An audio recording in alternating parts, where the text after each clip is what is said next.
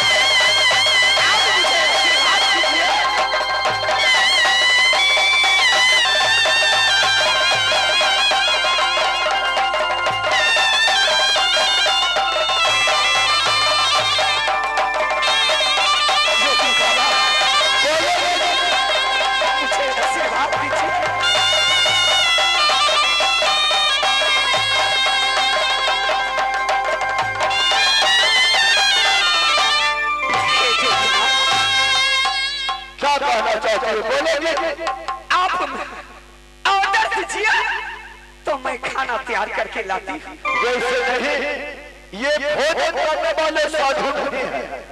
क्या है तो? ये साधु को साथ तुमने वचन करेगी, इसके बाद साधु तुम्हारे हाथ का अंदर करेगा और जल पिएगा। हे जोगीनाथ, क्या मैं वचन करूं इसके बाद हमारे हाथ की क्या हमारी हाथ की भोजन कीजिएगा? जब तक तुमने वचन नहीं देगी तब तक मैं तुमको हाथ का खाना पानी कुछ नहीं कर सकता। अगर मैं वचन कर दूं तो मेरी हाथ की भोजन कर लीजिएगा? मैं कर सकता हूँ। गंगा की आरती से सरगिरिया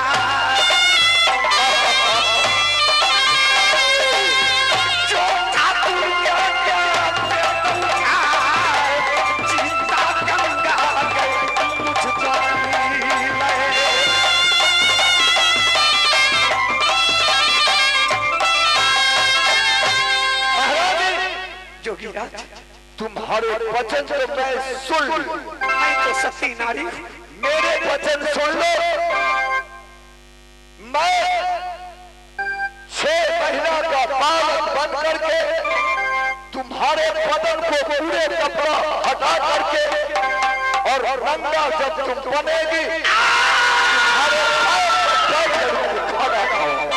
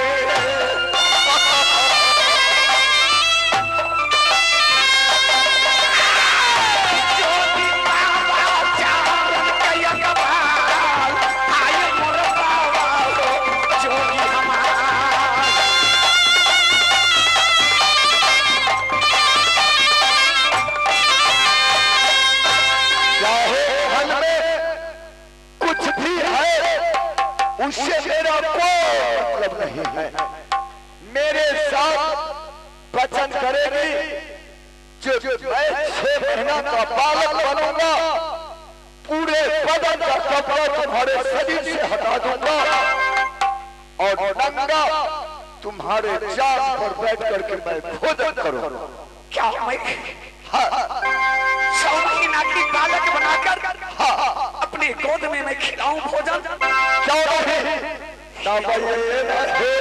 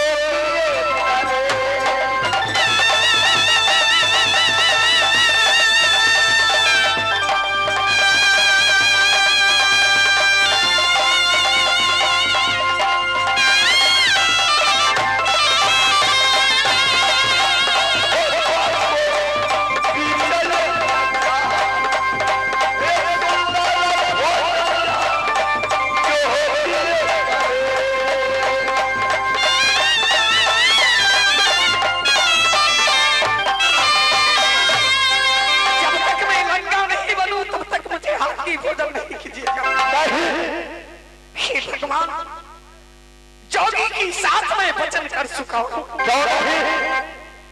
मैं सती नारी हूं, अगर मैं सत्य की प्रमाण नहीं रखूं, जोगी क्या बात नहीं रखूं, तो मेरी सत्य नहीं काम करेगी। ठीक है जोगीराज, अपनी बदन की कपड़ा मैं खोती हूं। चल करेगी कोई सवाजी मैं जो चाहूंगा वही हो।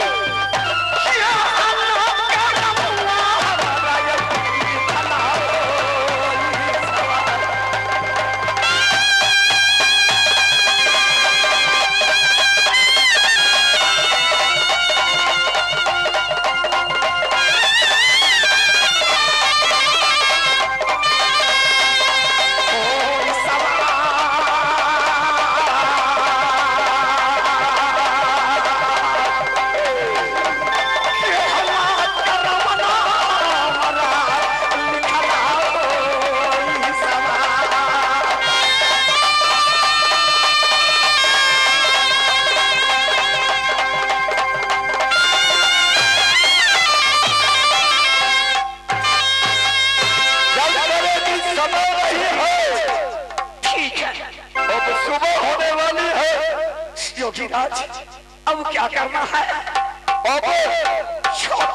ये जोगी को 6 महीना को बालक बनाएगी अपने सत द्वारा। ठीक है, जब मैं 6 महीना का बालक बनूंगा, तुम्हारे गोद में बैठूंगा, तब ये जोगी तुम्हारे हाथ का बना हुआ भोजन, तुम्हारे हाथ का लाए हुआ जल पानी पीऊंगा। अच्छो दिन के पौआ बना लै छी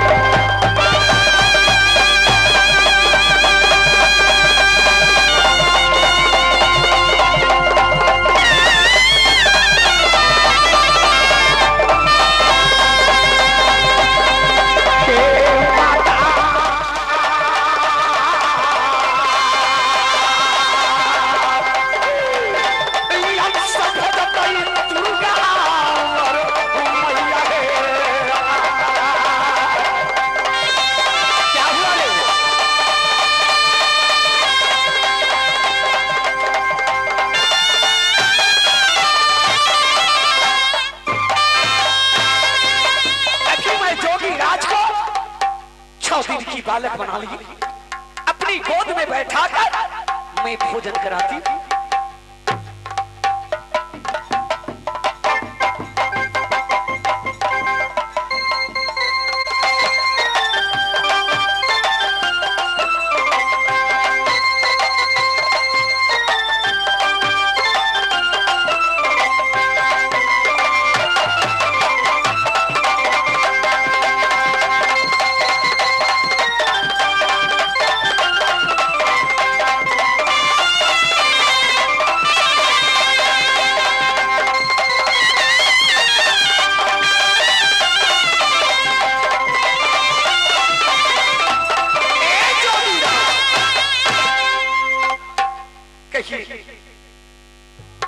क्या कहना चाहते हैं? सोना को चढ़ा देने के बाद बदन बदन में उससे पुष्प फूट अपना रहेगा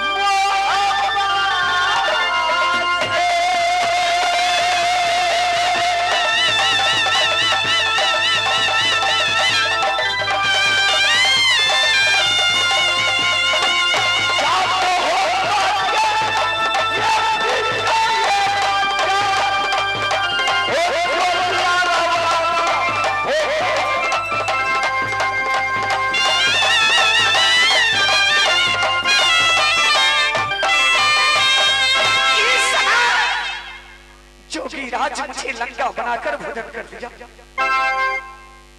वैसे मुझे सत नहीं मिलेगी।